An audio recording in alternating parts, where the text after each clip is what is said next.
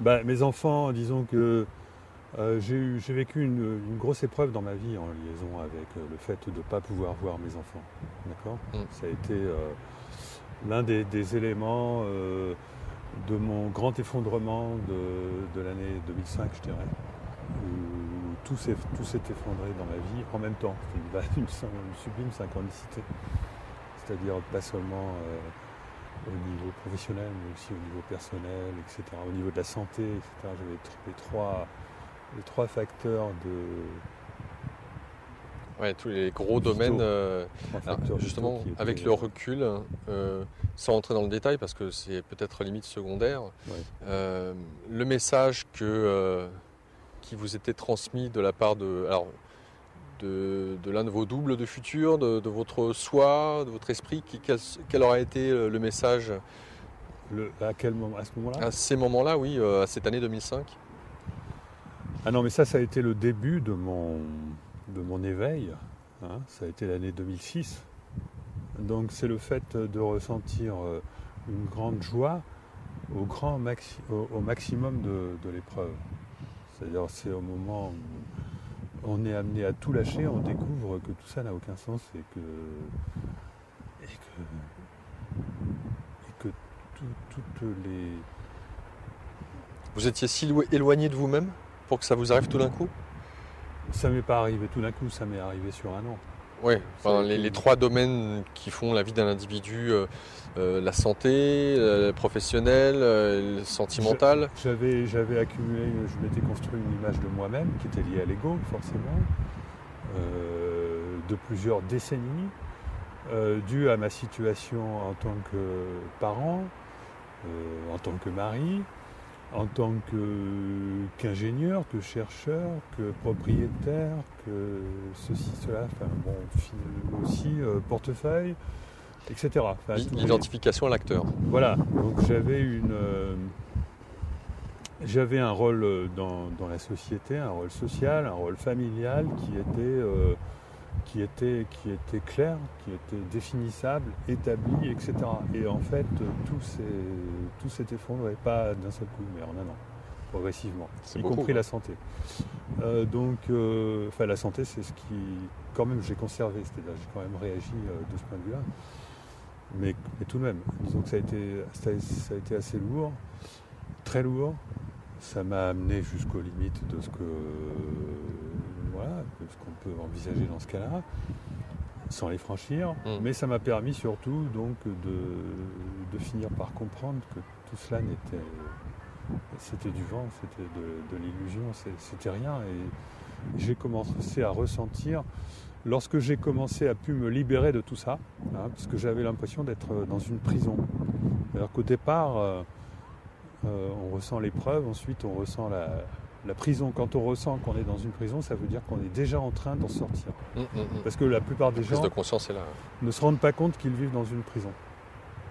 Et c'est ce qui est la source de leurs épreuves. D'accord. Donc quand ils commencent à se rendre compte qu'ils vivent dans une prison, là c'est le plus terrible. C'est-à-dire que non seulement on a des raisons de souffrir, mais en plus on a l'impression d'être en prison. On ne comprend pas que c'est lié. Hein. Et ce n'est que lorsqu'on a trouvé la clé pour sortir de la prison, que là on peut commencer, et que là on est obligé de se débarrasser de toute cette coque. C'est-à-dire que si on sort de cette prison-là, ça veut dire qu'on abandonne tout ce qui est égo. Ça veut dire qu'on abandonne tout ce qui nous caractérise, tout ce qui nous donne notre image de nous, que ce soit professionnel, familial, financier, etc., etc. Donc si on sort de cette prison, ça veut dire qu'on abandonne tout. Ça veut dire qu'on devient un nouvel être. Je n'ose même pas dire un nouvel homme, d'accord ? Puisqu'on a été meurtri même jusque dans cette identité-là. Et donc...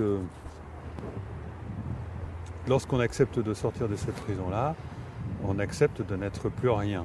Et lorsqu'on accepte de n'être plus rien, c'est à ce moment-là que la joie d'exister rentre. C'est tout. Simplement la joie d'exister. Tiens, j'existe encore. Tiens, constater qu'on existe encore.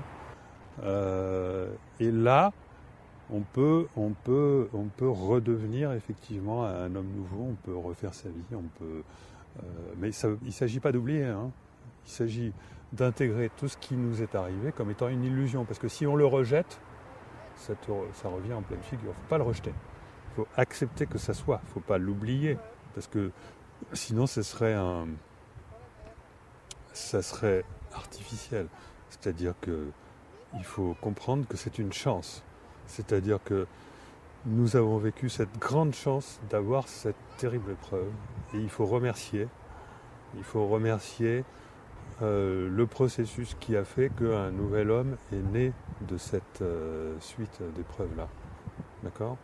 Et pas les comprendre comme quelque chose qui était du mal, mais les comprendre comme quelque chose qui était finalement un bien, c'est-à-dire un bien en formation à l'intérieur de ce grand mal. Ce que vous nous dites là, Philippe Guimand, fait écho forcément de l'individuel.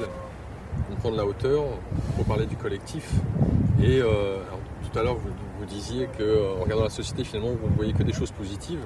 Et je comprends peut-être beaucoup mieux à travers le fait de parler de votre propre expérience dans cette traversée initiatique, que aussi dur soit l'épreuve là pour le coup pour le collectif, c'est certainement ce qu'il y a de plus beau pour nous permettre de grandir à autre chose de nous-mêmes qui est beaucoup plus, j'allais dire, lumineux, plus grand dans ce que l'être humain peut vraiment incarner à travers ces deux...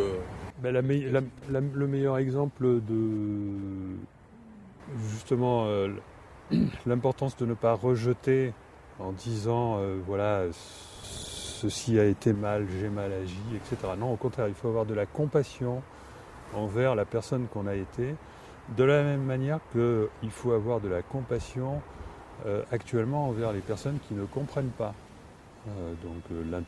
L'intérêt de... Je pense à certaines personnes à laquelle je suis attaché, mais j'ai beau leur expliquer les choses, de toute façon j'essaye plus. Mais elles ne veulent pas s'ouvrir, donc il faut avoir de la compassion donc, envers les personnes qui ne veulent pas s'initier, s'ouvrir, s'éveiller, etc. Donc je pense que ce n'est qu'à travers la compassion qu'on peut avoir la bonne attitude qui va permettre de ne pas rentrer dans la lutte. Parce que c'est la lutte, le fait de rentrer dans une lutte entre les personnes qui sont éveillées par exemple et puis ces salopards de banquiers ou je ne sais, bon, ça ne ferait qu'entretenir le même système, d'accord ? Donc il faut juste simplement essayer d'éveiller d'autres personnes et puis être en compassion par rapport à tous ceux qui sont et considérer qu'on a une chance extraordinaire d'avoir un bonheur de toute façon qui nous est acquis pour l'éternité, puisque à partir du moment où on est éveillé, on n'a plus besoin de consommer pour être heureux. On a simplement besoin de rester en bonne santé et d'avoir des relations agréables. Ça, c'est rien de plus facile. Hein. Je veux dire, moi, je dis souvent à quelqu'un qui se sent complètement paumé, va t'asseoir à côté d'un clochard sous les ponts de Paris. D'accord ? Va t'asseoir, essaye de bâtir une relation avec lui. Et il va t'envoyer paître, mais essaye d'avoir quand même une relation où va quand même se mettre en place à un moment donné une sympathie, parce qu'il va se rendre compte pourquoi quelqu'un s'intéresse à moi, et puis tu vas partager sa bouteille de rouge. Essayez de faire cette expérience-là, d'accord ? Et de comprendre que tu prends le plus minable individu, ou petit, soi-disant, etc., finalement, il est aussi important que celui qui gouverne, le président de la République, d'accord ? Vous mentionniez les politiques 2017, c'est les présidentielles. Alors je suis curieux de voir, à travers l'homme que vous êtes, quel intérêt envers la politique. Là pour le coup on peut parler du macrocosme avec les présidentielles et puis peut-être un peu plus local. Est-ce qu'il y a une différence pour vous ? Est-ce que vous allez voter ou pas ? Est-ce que vous vous impliquez ou pas ? Je ne sais pas encore si je vais voter. Non, je pense que de toute façon, on a affaire à une bande de marionnettes. Après, la question est de savoir quelle est la plus... je ne sais pas, celui qui n'est pas encore une marionnette finit par le devenir dès qu'il commence à avoir une candidature crédible. Donc je ne sais pas. Non, si, j'espère croire encore en la possibilité qu'une personnalité qui se dégage des présidentiables arrive à avoir à conserver en lui une dose d'esprit qui va faire qu'il va être le porteur d'une nouvelle politique. Mais je ne crois pas dans la politique pour changer les choses. De toute façon, les politiques sont les porteurs de courants qui les dépassent. Et simplement, il faut retrouver notre souveraineté sur le courant qui entraîne le changement de la société que l'on désire. Il y a deux courants à l'heure actuelle. Il y a celui qui nous est imposé par en haut par le système financier, bancaire, le complexe militaro-industriel, enfin tout ce qu'on veut, qu'on donne, et qui ne sont pas des comploteurs, hein, qui sont juste des gens qui sont pris dans un système d'avidité, etc.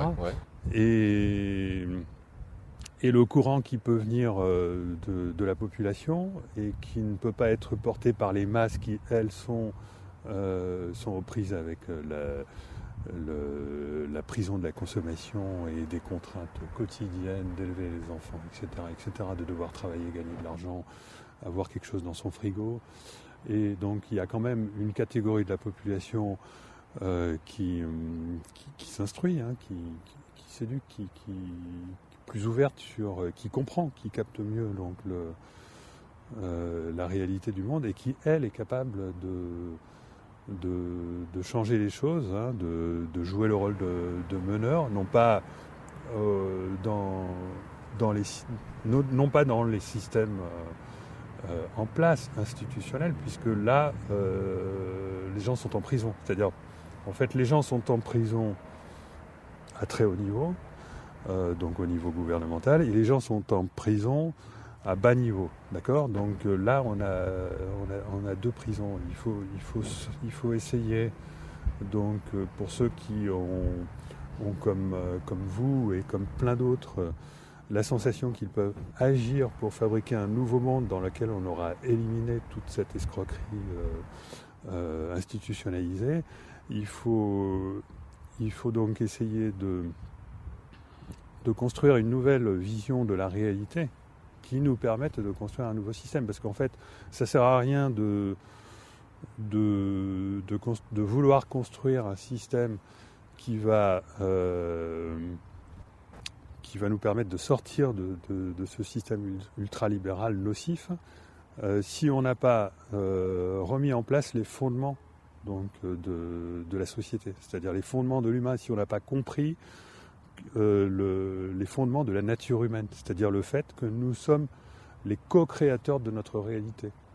J'entends que chacun doit pouvoir s'occuper de lui, dans sa sphère, de modifier ce qu'il peut faire dans sa sphère, dans son concret, dans son réel, et de changer son regard. C'est vraiment ce que disait Gandhi en fait. C'est si tu veux changer le monde, commence par te changer toi-même, et à pas vouloir changer le monde, mais ton monde, dans ce que tu peux avoir de concret dans ton quotidien. Oui.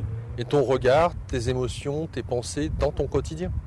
Tout à fait. Et en fait, pour encourager à ça, je dirais que lorsqu'on agit de cette manière-là, c'est-à-dire lorsqu'on réalise pour soi-même ce qu'on aimerait, le modèle de société, enfin même si c'est une approximation très pauvre, enfin aller vers ce mieux-là, il faut bien comprendre qu'on ne le fait pas que pour cette réalité-là présente, on le fait, c'est un peu comme si on créait des copies de tout ça dans tout l'univers.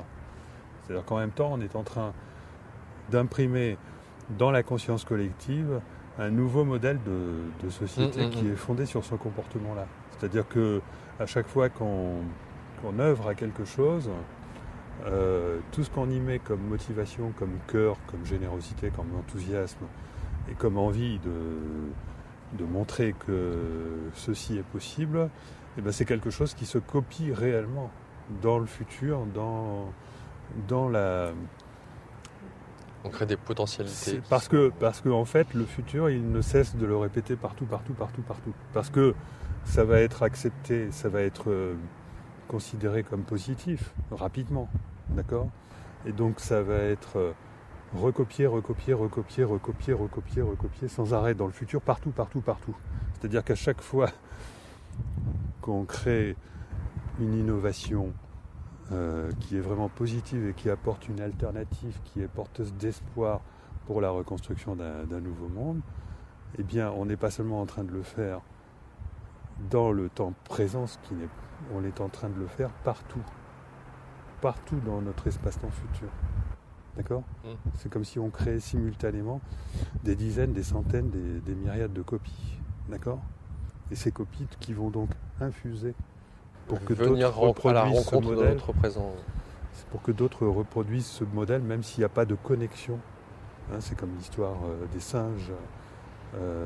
La nature ne fait que ça. La nature ne fait que reproduire dans une espèce les progrès qui ont été faits par un seul composant infime de cette espèce-là. Si un progrès est fait dans la nature quelque part, même si c'est par hasard, alors qu'en réalité c'est toujours une intention collective qui est porteuse d'un progrès.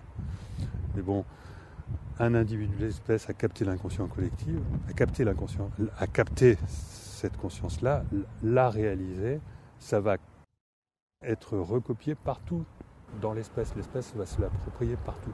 Et la pensée, la conscience de l'humain a cette propriété-là que dès qu'un humain réalise un progrès qui est porteur d'un changement, eh bien ce changement va se recopier partout, dans l'espace et dans le temps. Voilà, il faut arriver à comprendre ça. Parce que si on ne comprend pas ça, on ne va pas avoir le courage de le faire. D'accord ? Et moi, c'est même pas parce que j'ai compris ça que j'ai eu le courage de faire ce que j'ai fait, mais j'ai compris que si ça a marché, c'est parce que j'étais quand même dans cet esprit-là, même sans l'avoir compris, parce que j'étais fou. Parce que j'avais une foi irrationnelle dans le fait que j'avais, que ce soit dans mes travaux technologiques ou dans mes travaux métaphysiques, que j'avais quelque chose à démontrer. Dans mes travaux à l'intelligence artificielle, j'ai véritablement réussi à me dépasser et je me demande encore comment j'ai fait. Je suis arrivé au top niveau, non pas par la voie de la raison, mais par la voie de la foi. Et je suis arrivé dans mes travaux métaphysiques, idem à quelque chose qui m'impressionne. Donc j'ai l'impression que ça me dépasse par la foi. D'accord ? Et je comprends aujourd'hui que en fait, ça ne vient pas de mes qualités, ça vient du fait que j'ai osé et que simplement quand on fait quelque chose et qu'on ose créer quelque chose qui est porteur d'un changement, eh bien ça se recopie partout, dans tout l'espace et dans tout le temps. Voilà, et c'est saisi comme une nouvelle opportunité d'évolution de tous les côtés.